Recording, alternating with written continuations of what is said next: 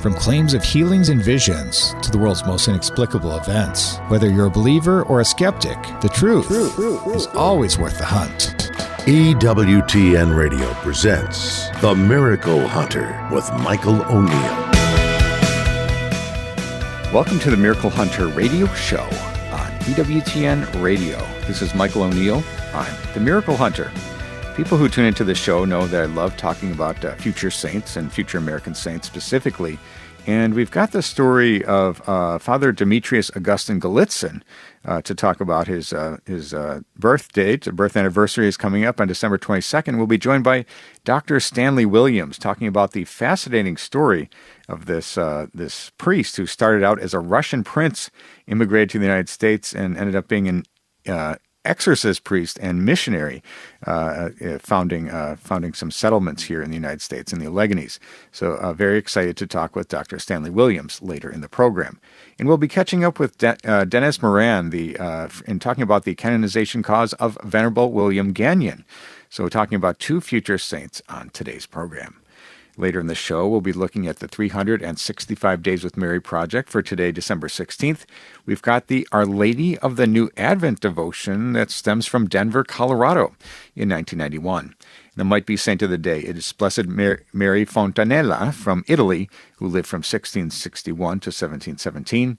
And the question of the week: does the Catholic Church ever consider multiple minor miracles to be taken together as one big miracle? I'll do my best to answer that one later in the program.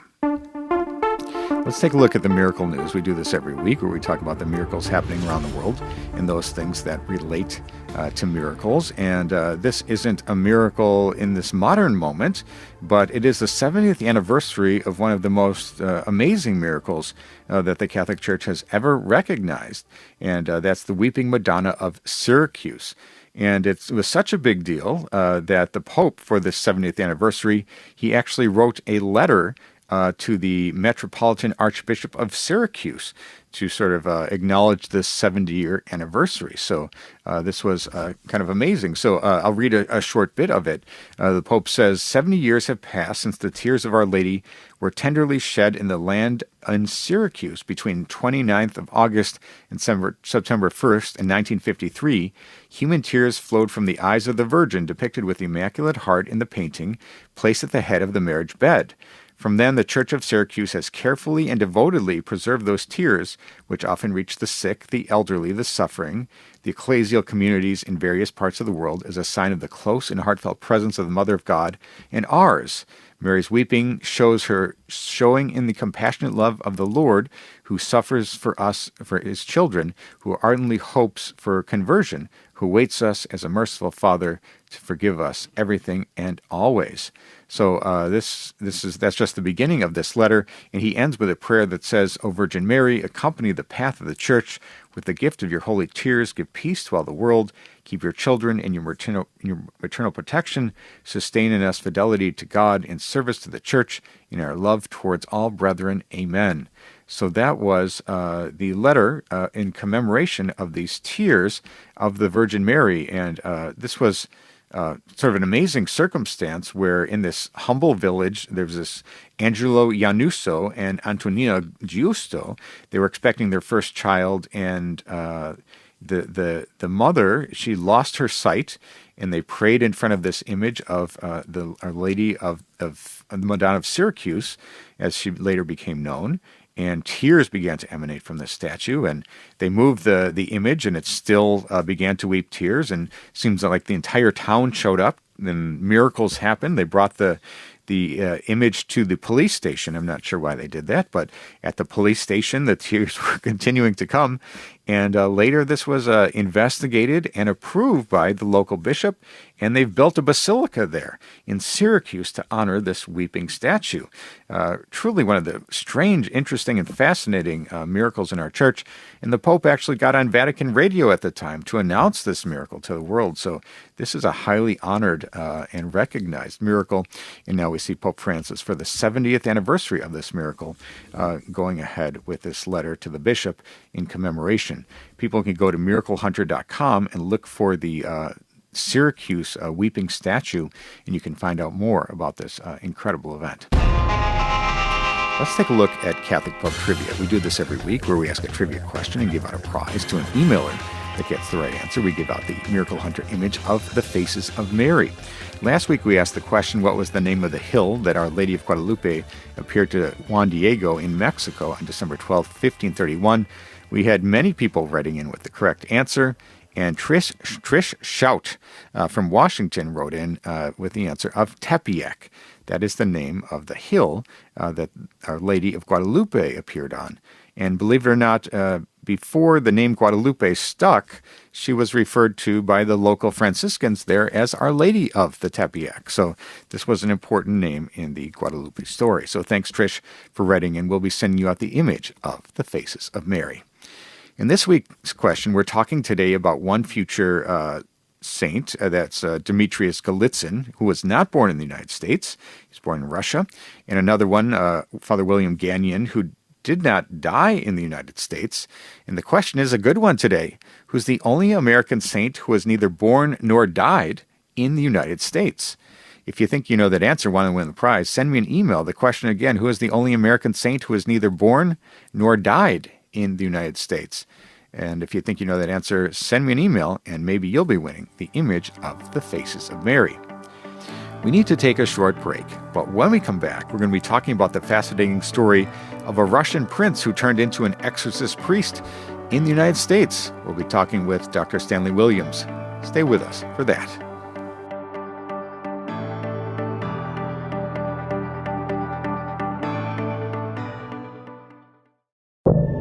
Now, back to the Miracle Hunter on EWTN. Here's Michael O'Neill. Welcome back. You're listening to the Miracle Hunter radio show on EWTN Radio. This is Michael O'Neill. I'm the Miracle Hunter. People who tune into this show know that I love talking about saints, and specifically future saints, and even more specifically, future American saints. And we have perhaps 24 venerables and blesseds on the path to sainthood, as outlined in my book, They Might Be Saints, and I feature on my television series, They Might Be Saints, which airs weekly on EWTN at 9 a.m. Central Time on Wednesdays. And we've come across another future saint, someone on the path to sainthood, someone who's a servant of God, and his story is absolutely amazing.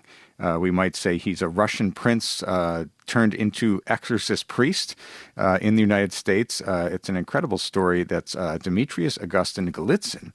And his birth anniversary or birthday is December 2nd, so December 22nd. So this is a perfect time to talk about this man on the path to sainthood.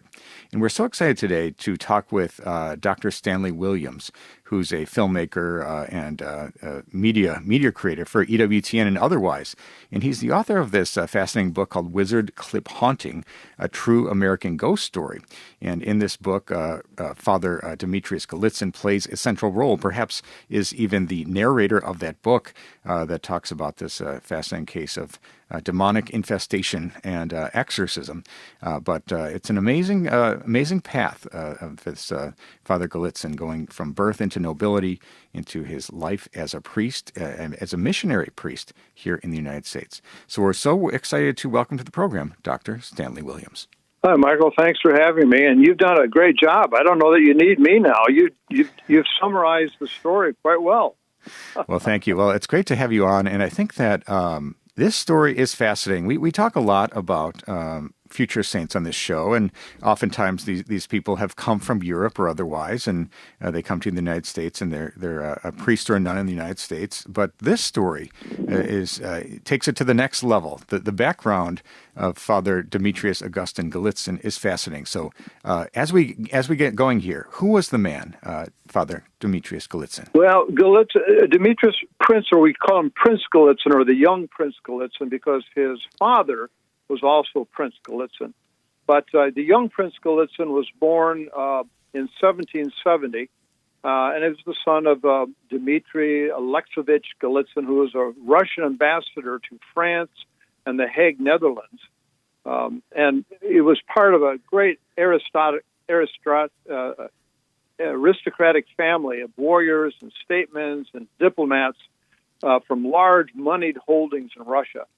His mother, or young Demetrius Golitsyn's mother, was the Countess Amalia and she was the daughter of Count Samuel von Schmettau, who was the field marshal to Frederick the Great of Prussia. So at the time, they were stationed, when he was born, they were stationed in The Hague, but they were close friends. The father was close friends with Catherine the Great of Russia, and when Dmitri was christened into the Russian Orthodox Church, Catherine the Russia was his godmother and was there with great pomp for his christening.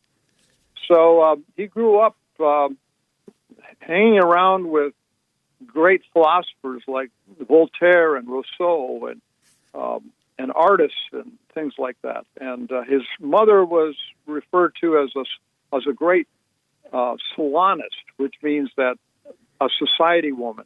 And she was very smart and always great thirst for knowledge. And so that's kind of like the way Dmitri grew up. Now, he likely grew up in Orthodoxy, being in Russia.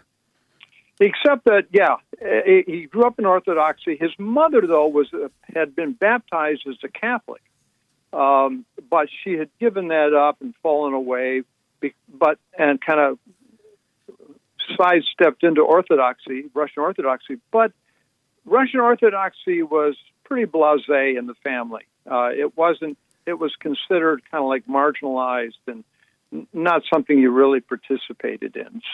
But his mother was intellectually kind of brought back to Catholicism. And when Dmitri was 17, his mom went to confession and started taking the Eucharist, and Dmitri followed with his sister Mimi. And so they became Catholic in his late teens. And why did he end up coming to the United States? That seems like a big jump for a prince of Russia. Well, as was typical, after their secondary education, which occurred in Munster, Germany, and in a Catholic school, which was interesting enough, it was typical for young aristocrats to go on a tour of Europe or the world and further their education. But at the time, the French Revolution was occurring in France, and it was very dangerous for Catholics to go down there, and especially if you were an aristocrat and a Catholic, it was very dangerous. And so they decided to send Dmitri to America and the West Indies. And so but it was interesting that he was sent to America with a priest by the name of Francis Brossuus. And Francis Brossuus, Father Brossuus, was answering a call by Bishop Carroll to come to the United States to be a priest. And so and Bishop John Carroll is the first bishop of the United States. Right. And they had like 25,000 Catholics in a nation of 2.5 million, and they only had, and Carroll only had like 20 priests across 500,000 square miles. So he was asking for priests to come. And Brossuus answered that call and ends up escorting young Prince Demetrius on ship. Well, when young Prince Demetrius came into the Catholic Church, he was a very smart young man. He was speaking 7 languages at the time and hanging around with these great philosophers. So he was a thinker. And he roomed with the Father Brossuus coming across on the boat, spent weeks with him, and understood what it was like to be a priest. And the whole idea of being a Catholic in Europe at the time was very dangerous. And yet when he came to the United States, he found peace and tranquility, and he found a very anxious Catholic populace, although it was very small. And so he said, he was here 9 days, and he said to Carroll, he says, I want to be a priest. I want to be, enter the seminary that you've just started with the supplicant priests who had escaped France. And so within 9 days of him coming to America, he entered the seminary. And Carroll was a little nervous about that because he knew, Carroll knew his parents and knew that they had planned for Demetrius to become a guard in Catherine's army. But one thing led to another, and he was probably, at the time, the seminary, St. Mary's in Baltimore, was so young and small that at times Dmitri was the only student, and there was at the most there was only 5 students in the seminary while he was going through it. But he was ordained in 1795. He was the first priest to be fully educated and ordained in the United States by Bishop Carroll.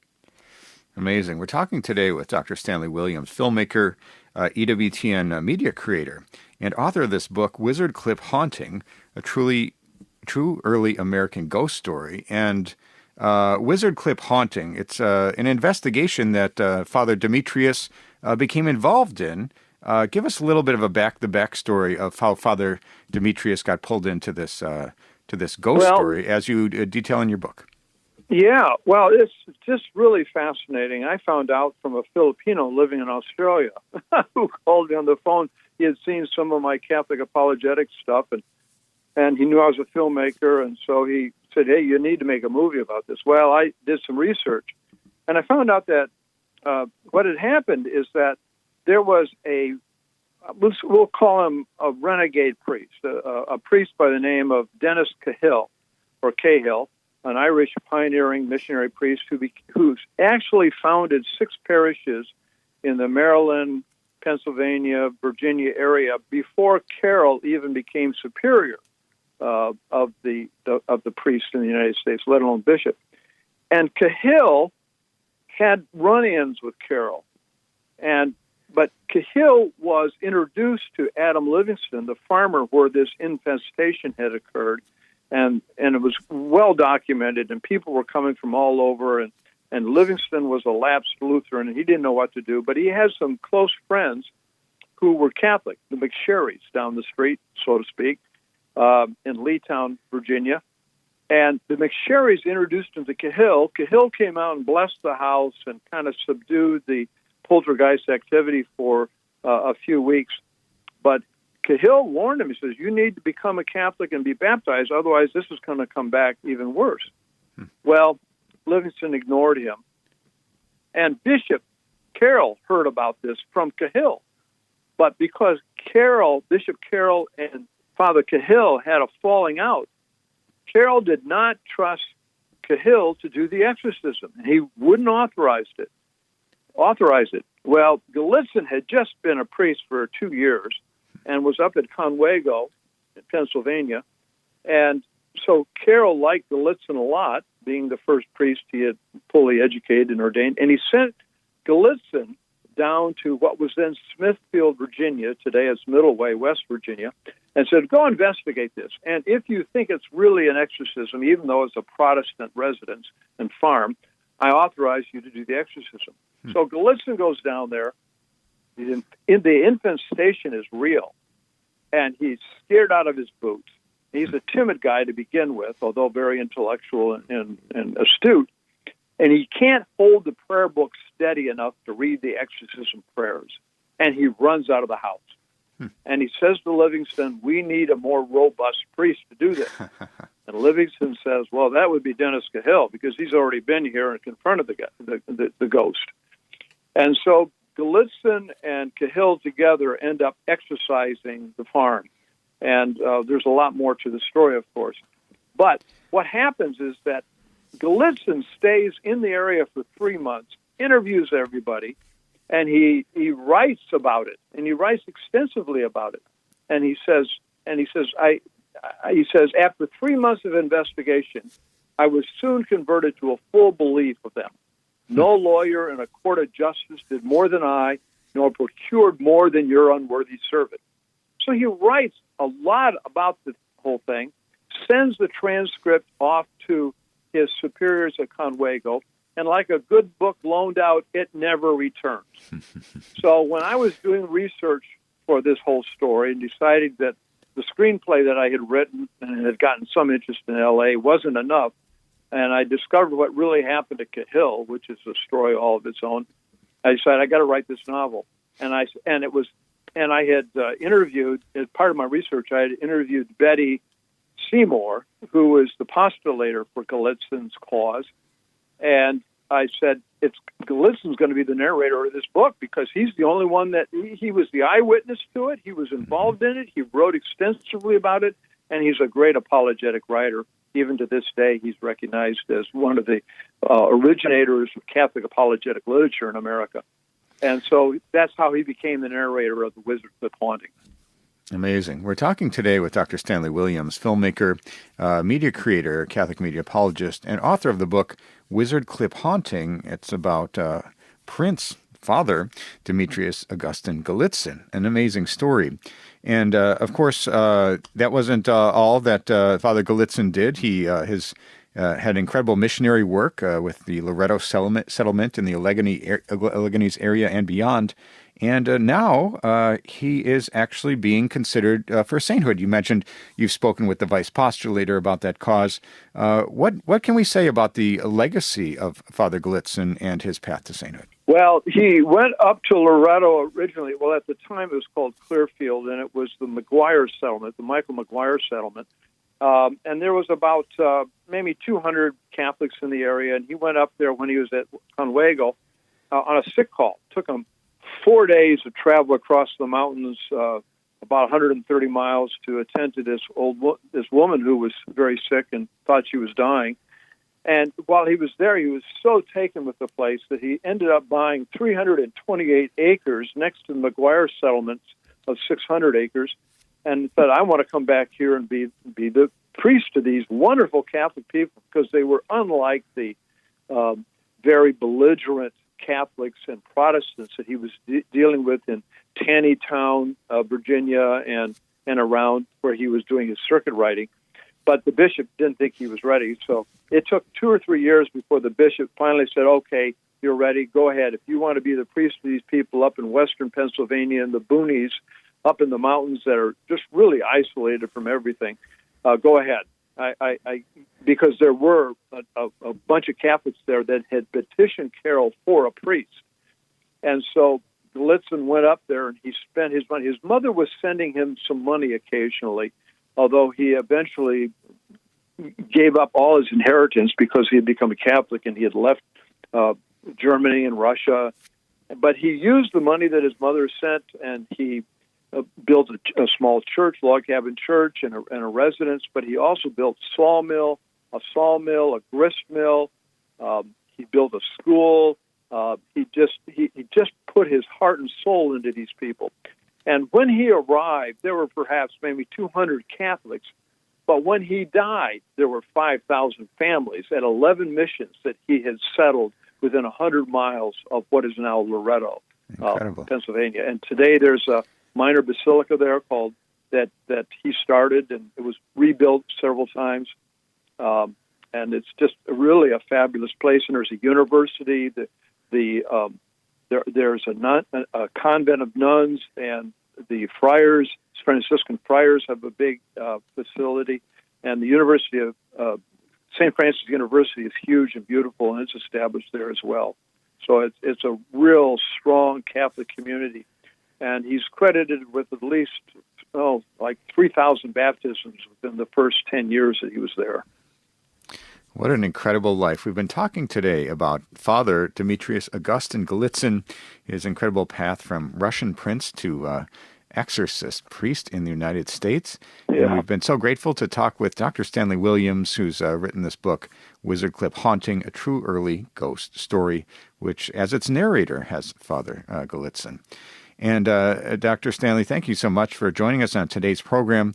And it's been an incredible ride to hear what inspired you to write about Gallitzin and the role he plays in your book. And we're happy to see that this man is on the path to sainthood as a servant of God, and perhaps someday he will be recognized as a saint here from the United States. For people who want to find out more about you, Dr. Stanley Williams, and your book, Wizard Cliff Haunting, what's the best place where people can go? Best place is to go to my main website, which is stanwilliams.com, stanwilliams.com, and there you'll see my Catholic apologetic work, and there's a big banner at the top that if you click on it, it'll take you to the Wizard Cliff Haunting website, stanwilliams.com. Wonderful. Well, we're so grateful to you, Dr. Stanley Williams, for joining us today and talking about the incredible story of Prince Father Demetrius Augustine Gallitzin. Thank you so much for being incredible. It is an incredible story, and thank you very much, Michael. Thank you. God bless. That was Dr. Stanley Williams. Check him out at stanwilliams.com, and the name of the book is Wizard Cliff Haunting. We've been talking about Father Demetrius Augustine Gallitzin. Who knows? Maybe someday he'll be on They Might Be Saints. We need to take a short break, but when we come back, we're going to be looking at the question of the week. Stay with us for that. Now, back to the Miracle Hunter on EWTN. Here's Michael O'Neill. Welcome back. You're listening to the Miracle Hunter radio show on EWTN Radio. This is Michael O'Neill. I'm the Miracle Hunter. Hey, I love getting your questions. People write in from around the world with questions about miracles happening in today's world and those that have happened centuries ago.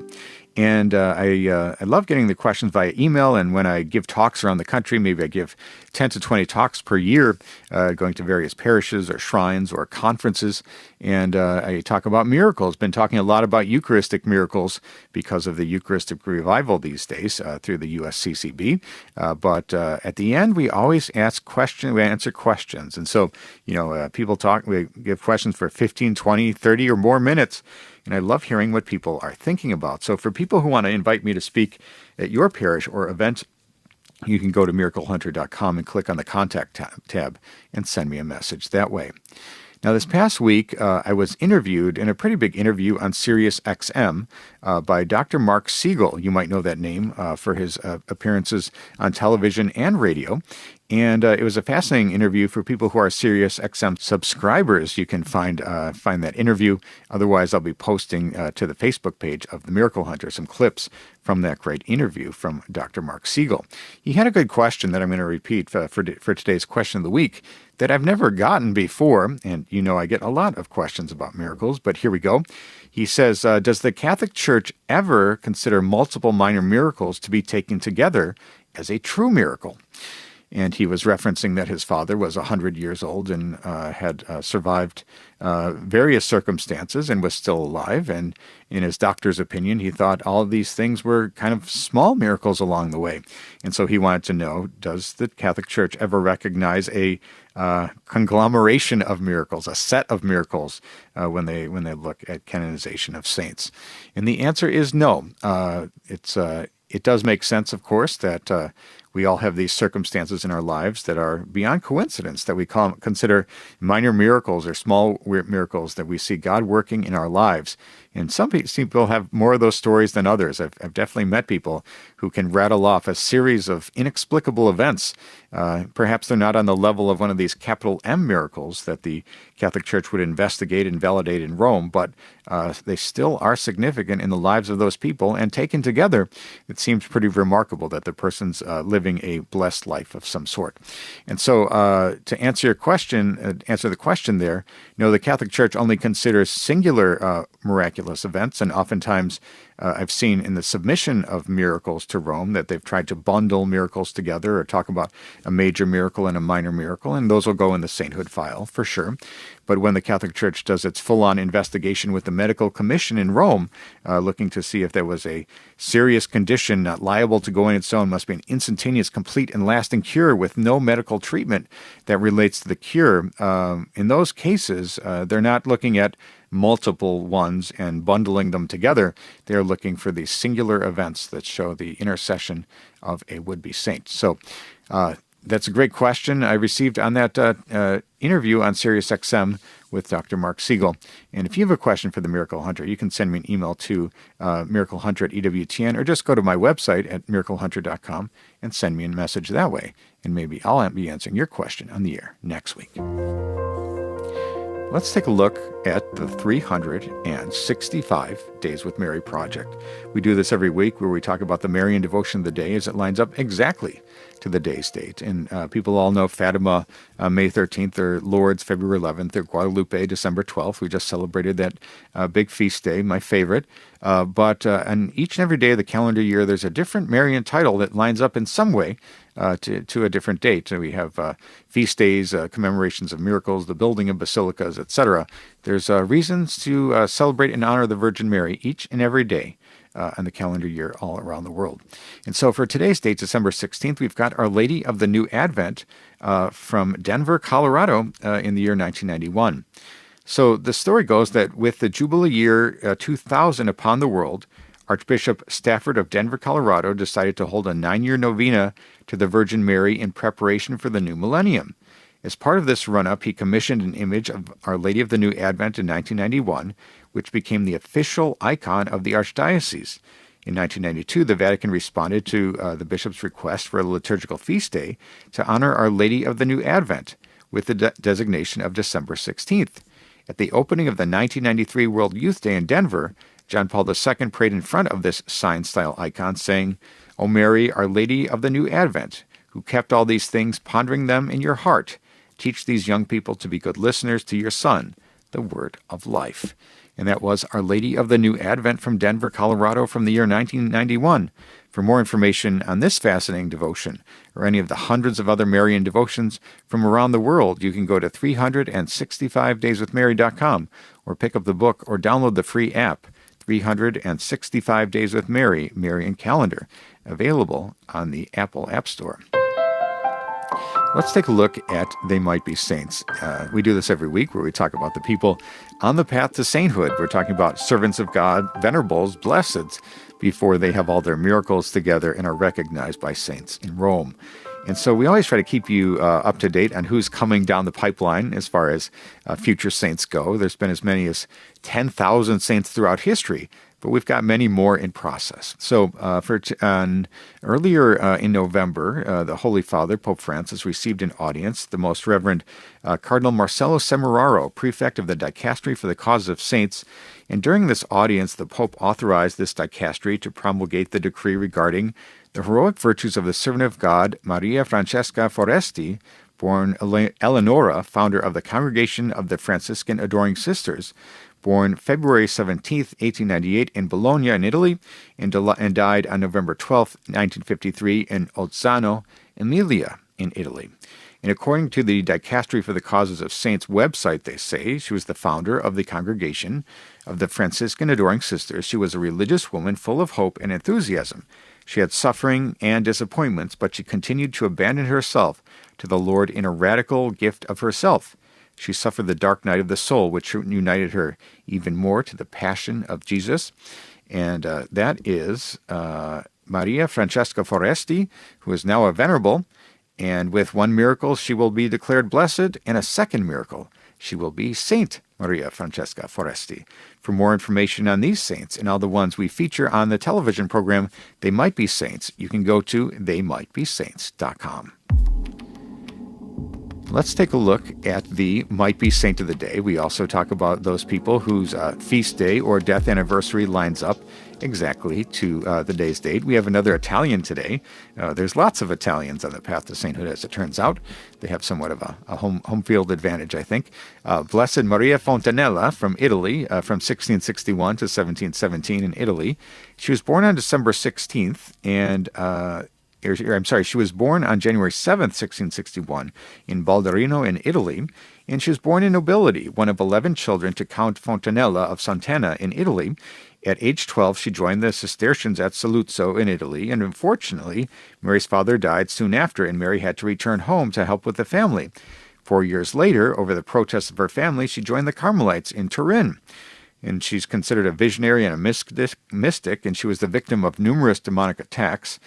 She was the novice mistress at age 33 in 1691, and she founded a Carmelite monastery at Monte Cagliari in Italy, and she was noted for her strong devotion to Saint Joseph.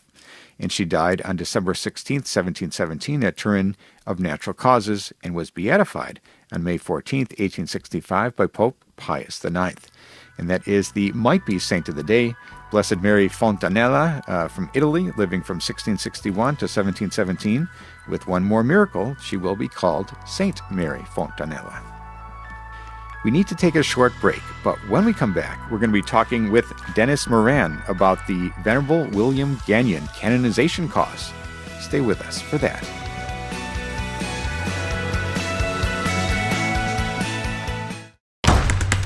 Now, back to the Miracle Hunter on EWTN. Here's Michael O'Neill. Welcome back. You're listening to the Miracle Hunter radio show on EWTN Radio. This is Michael O'Neill. I'm the Miracle Hunter. People know on this show we love talking about saints and future saints at that, and future American saints are those who have lived in the United States. And perhaps there are 24 venerables and blesseds before they have their miracles and before they're declared saints. And we have, in my book, They Might Be Saints, and my television show, They Might Be Saints, we feature these people who have lived in the United States and who have modeled for us a life of holiness. And there's one that many people have not heard the name of. His name is Venerable William Gagnon, and we might consider him to be a missionary of mercy in the Vietnam War. And we're so excited today to welcome back to the program Denis Morin. He's the former vice-postulator for William Gagnon. So welcome back to the show, Denis. Yes, thank you. Thank you for offering me the opportunity of talking about him. Now, it's a great he's a great future saint to get to know, and I think that he grew up and immigrated into New Hampshire. Talk about his early life, being the third of 12 children, and the deep faith that he showed from a young age. He has some Quebec roots. I mean, his parents were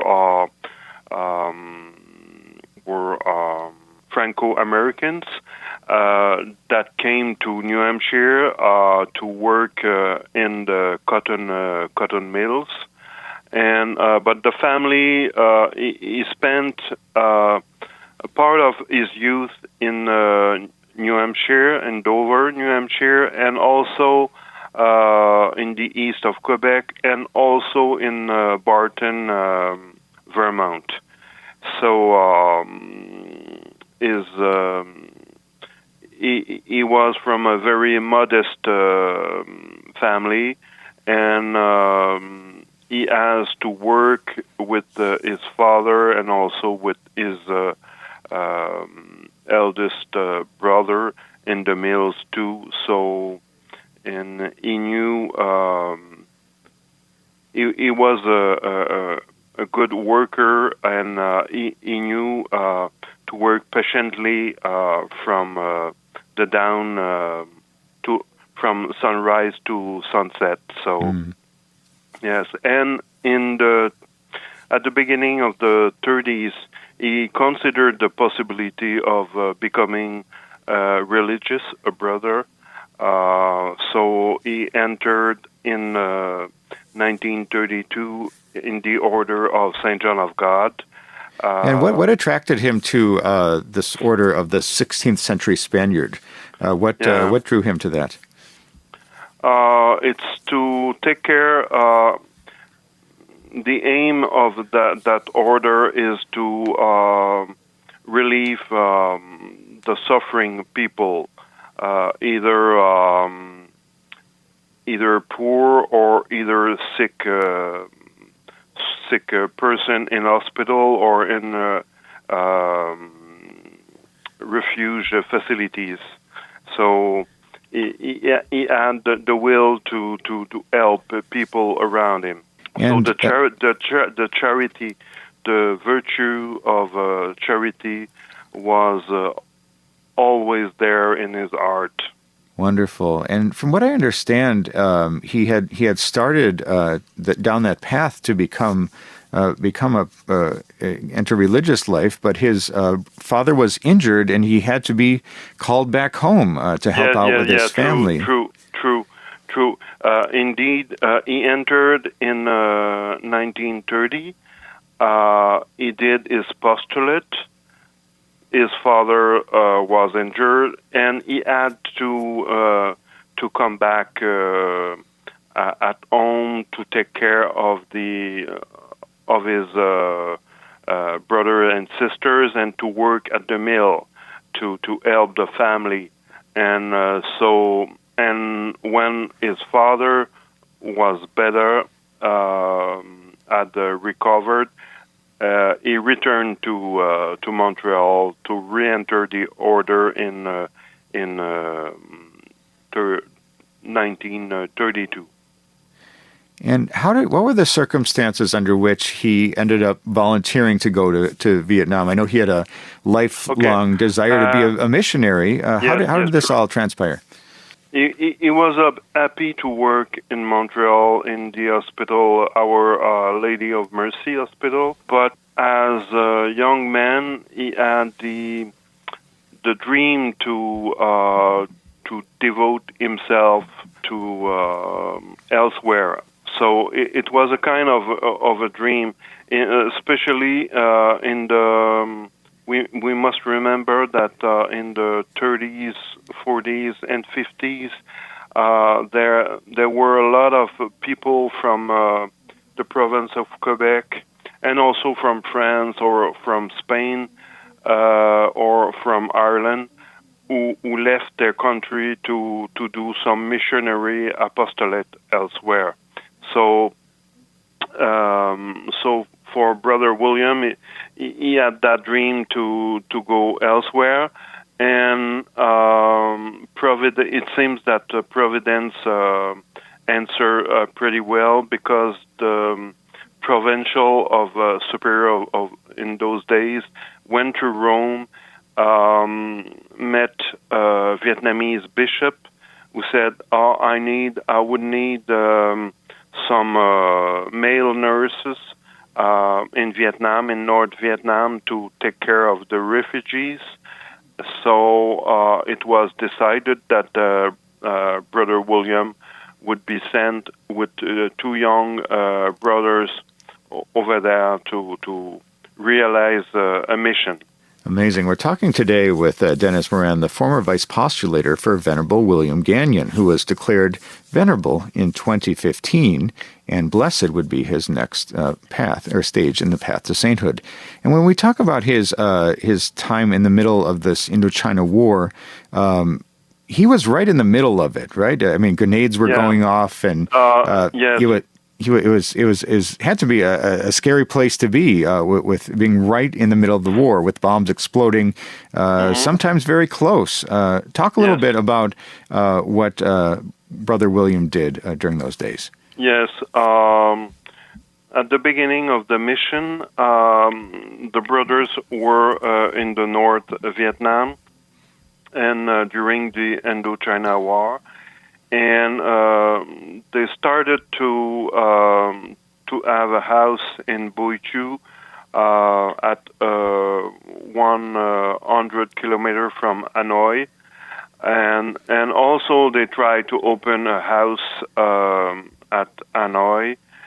And in July 1954, around that.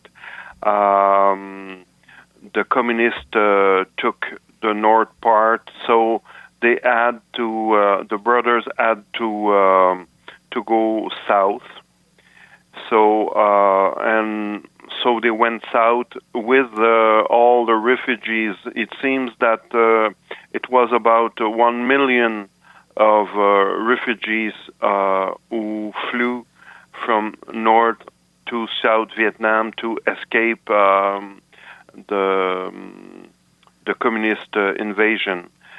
So with the help of the Redemptorist Fathers, and also with the help of the Catholic services directed by Monsignor Arnett, they decide to establish in 1956 near Saigon at Hanoi. And Hanoi in Vietnamese means the Valley of the Deer, so it was in the jungle. So they had to cut trees and to have barracks over there, so to establish an hospital. And that hospital is still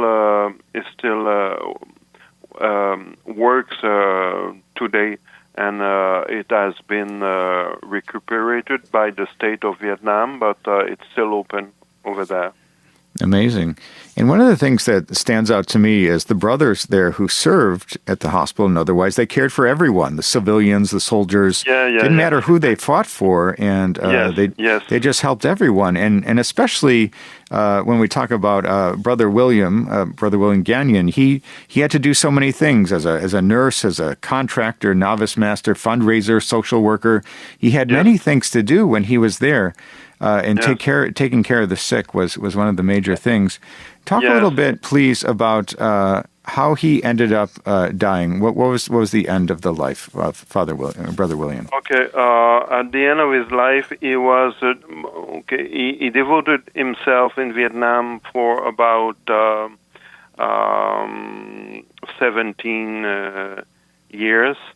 So he was kind of exhausted, overwhelmed by the work to be done, and he had some art problem, so he had to stay in bed for a few days, and finally he had heart attack, and he died. He passed away on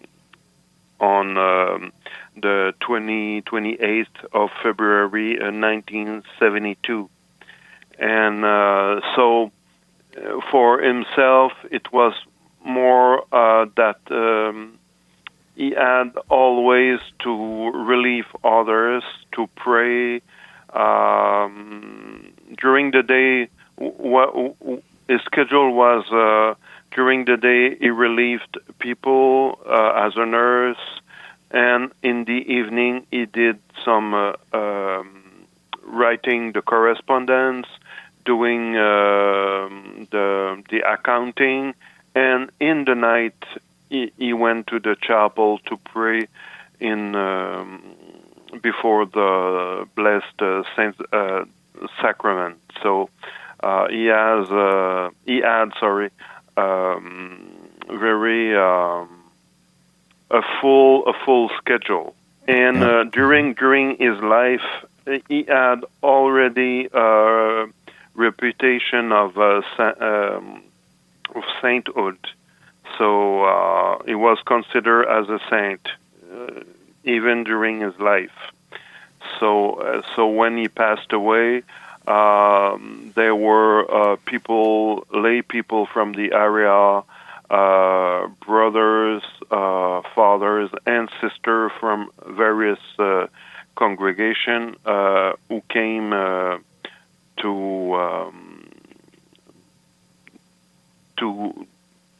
to be present at his funeral.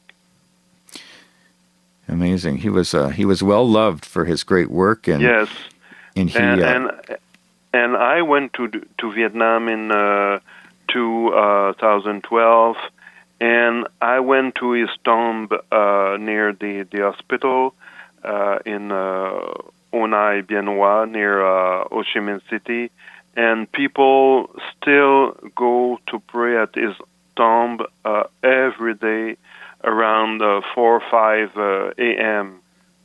before going to work. So it's quite moving to see that. Amazing. We've been talking today with Denis Morin, the former vice-postulator for Venerable William Gagnon, who was declared venerable in the year 2015, and he's now in the second step to sainthood, going from servant of God to venerable, and with one miracle he'll be declared blessed. A second miracle makes him a saint. And as we wrap up the interview today, I'd like to ask, have there been any favors or miracles being considered locally or by Rome that would move him along to that next level? There were and there are some favors obtained in New England, in Manitoba and Saskatchewan in Canada, and also in Vietnam. But for Rome, there's a need to that those favors would be documented. A person can say, "Well, I've obtained a favor from Brother William, but it needs to be proved." So for now, we need proofs, And so far, the theologian in Rome studied his positio. Positio is a kind of a dossier in which there is the inquiry and the biography, and also a document about how he lived heroically the Christian virtues. And so after that study, the congregation for the saints decided to give him the title of venerable. So it's kind of it's like a little bit like the Olympic Games. I mean, to receive the venerability decree of venerability, it's like receiving the bronze medal. So and there's a need for one miracle to be declared blessed and another one to be declared saint.